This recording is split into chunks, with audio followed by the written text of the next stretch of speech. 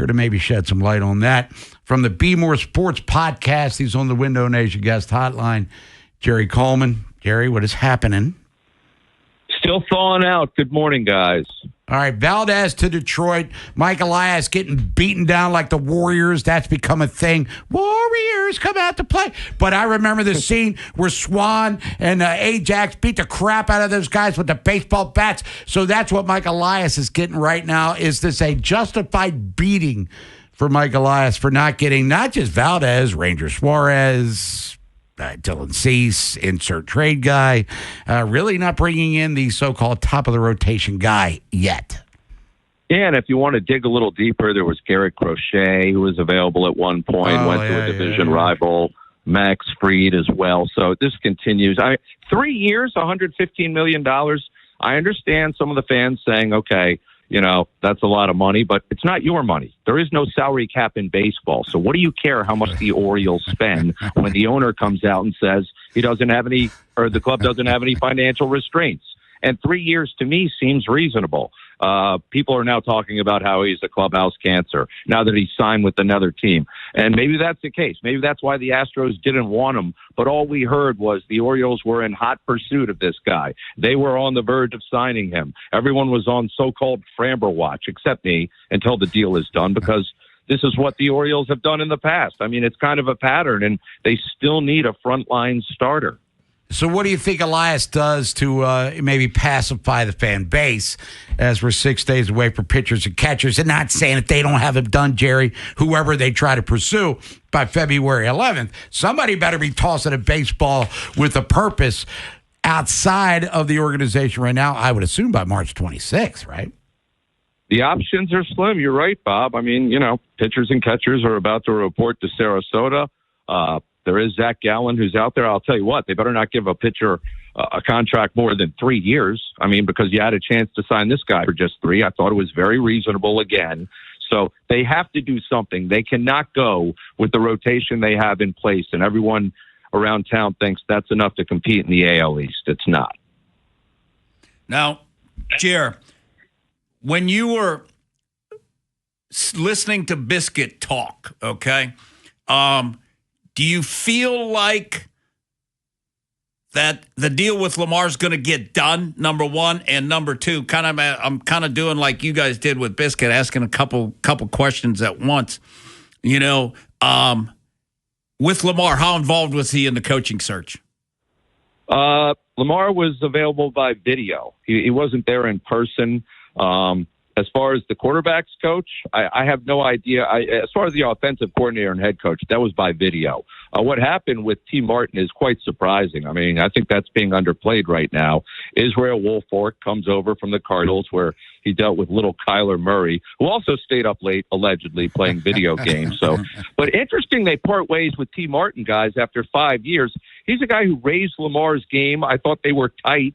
And, he joined the Ravens as a wide receivers coach back in 2021, and then he was promoted to the QB coach in 2023. But who's the adult in the room? Who's the voice who's going to tell Lamar no, that we have to practice in the morning, that you have to practice on Wednesday?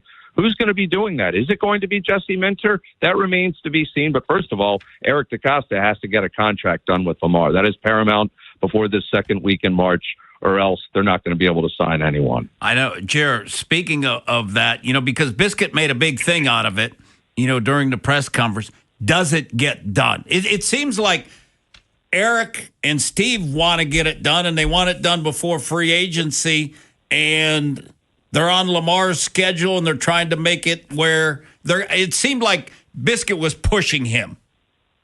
Absolutely. He said that they wanted to do an extension with him that reflects the current market value out there, Vinny. But if they can't, they would just void years to the deal and lower his cap number in the short term. No one wants to have to do that. And Lamar doesn't have to sign an extension, but he's been on record in saying he wants to remain in Baltimore. So we'll see how it goes.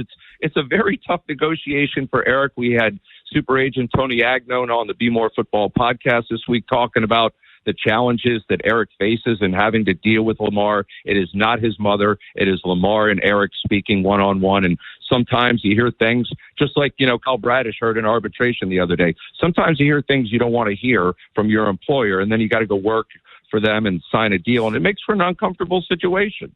Hey, Jer, I did like the signing of Weaver, because you kind of got an experienced guy. And I did like Lombardi. I thought my first impression was smart, because they've got like you said, an adult in the room, a veteran type guy with all these youngsters.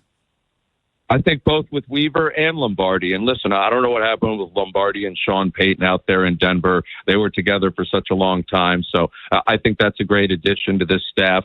Tony Weaver is a guy who was bypassed by Coach Harbaugh a few times. I think he is obviously going to have a lot of say in what goes on with the defense, even though Jesse Minter is going to be calling the plays. And that's why it was hard to find someone, because you were bringing in someone who was a bit neutered. I mean, they weren't going to be able to call their plays. They're not able to pick their staff, essentially. And all these guys have egos and want to, get another job as a defensive coordinator or possibly a head coach moving forward. So that helps the resume.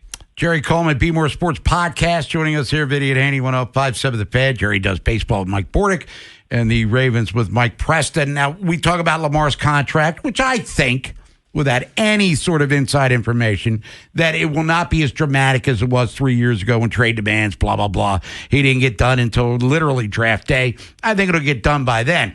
That being said, if my assumptions are correct, Jerry, what does it mean for Tyler Linderbaum? Because all of a sudden, he's become a major area of need for them on the offensive line, which was one of the weak spots of the team last year.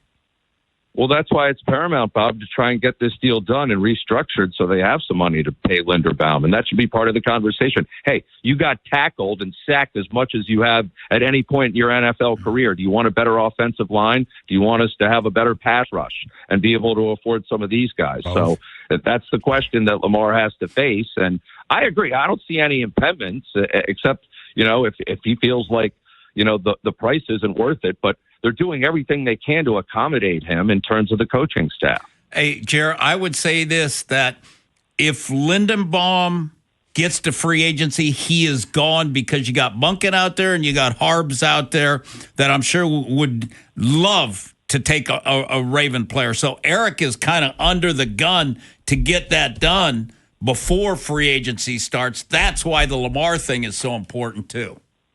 Exactly. There's a lot of pressure on him to get this deal done, to free up the room and be able to restructure things. And you're right. If he were to hit the free agent market, Linderbaum, he's gone. All it takes is one team.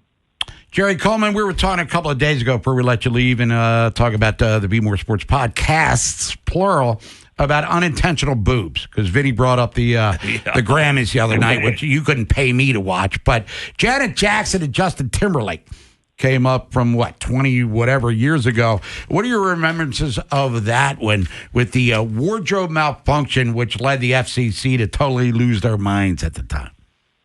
So we did talk about this on the podcast. I was back in 2004 in Houston. I was at that game. When that occurred, I was watching the halftime show. I had no idea. I mean, no one in the stadium knew what was going on, to be honest.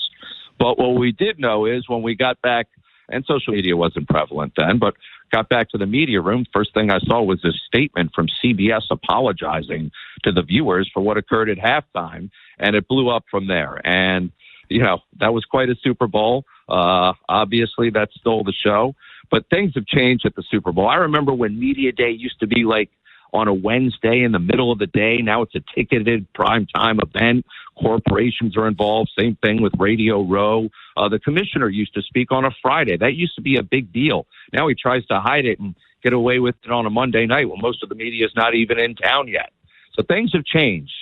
For sure. And as I tell Nolan, Jerry, not everything changes for the better. Some of us old guy stuff was actually better in those good old days. Who do you got winning the Super Bowl? And tell everybody what's going on the Be More Sports podcast here.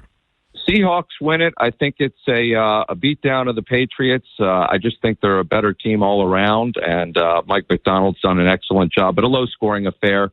Tony Agnone is our guest, a Baltimore guy, longtime NFL agent, goes back to the 80s, has a lot to say about these negotiations and about Harbaugh moving on to New York. So Be More Sports Pod is where you can watch it or listen to it.